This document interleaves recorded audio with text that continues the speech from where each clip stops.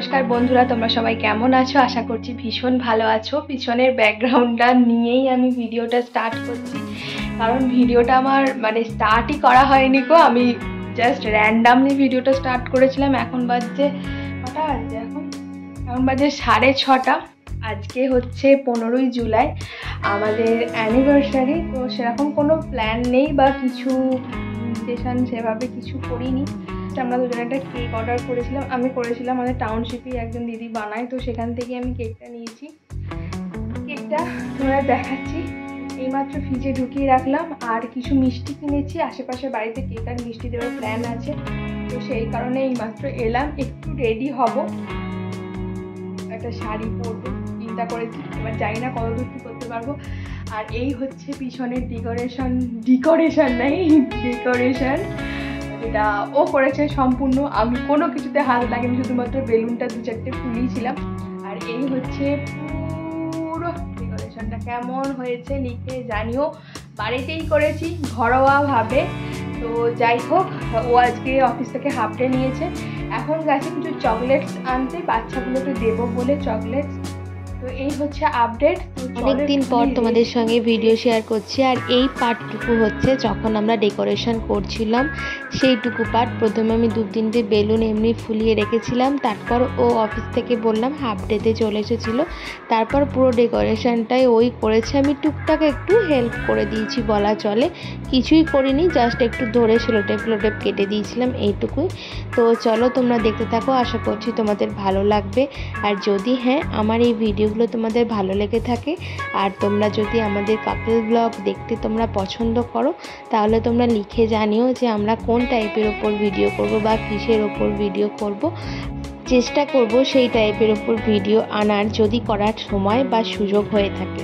তো চলো এবার ডেকোরেশনটাকে ঝটপট কমপ্লিট করে ফেলি, কারণ সময় বেশি ছিল না।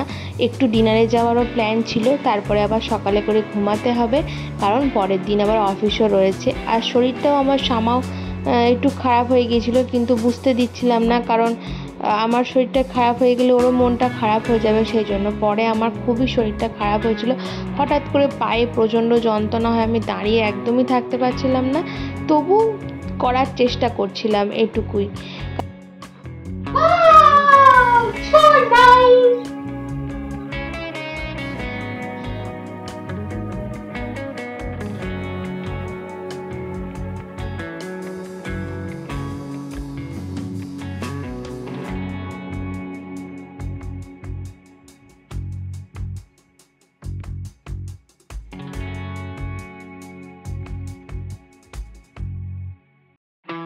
এই দেখো, এই কেকটা কিন্তু আমি টাউনশিপ থেকে অর্ডার করেছিলাম, এক দিদি বানিয়ে দিয়েছিলেন। এটা হচ্ছে ভেজ কেক।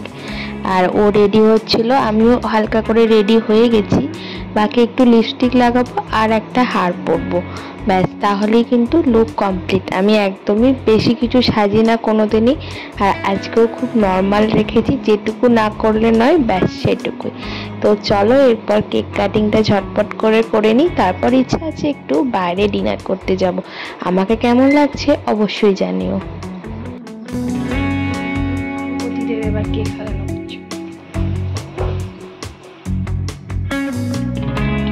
ধুনতুনো ভালোই লাগছে।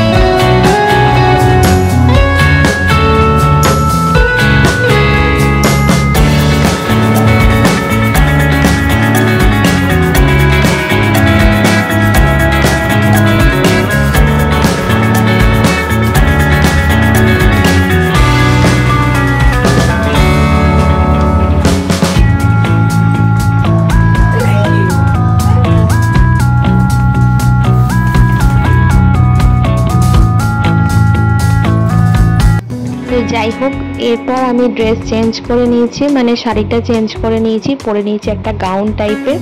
এটা বিয়ের সময় আমি কিনেছিলাম রিলায়েন্স ট্রেন্ডস থেকে।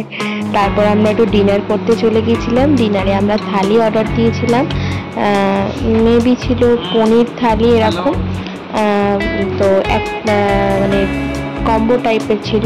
প্রথমে দিয়েছিল স্যুপ, মানচাও স্যুপ, উপরে ছিল ড্রাই ফ্রাইড নুডলস। আর মানচাও স্যুপটা দারুণ খেতে ছিল।